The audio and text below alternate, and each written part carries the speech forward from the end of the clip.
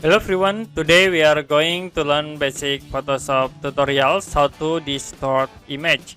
For example, I will select this image, and if you want to distort at this hand, first you need to select. I will use this tools, ellipse, and I will create at this point. You can use arrow tools to move this ellipse. Now, if you want to distort, you can go to edit, click on transforms, and then click distort tools. After it, you can change, like I will click at this point, move to the top.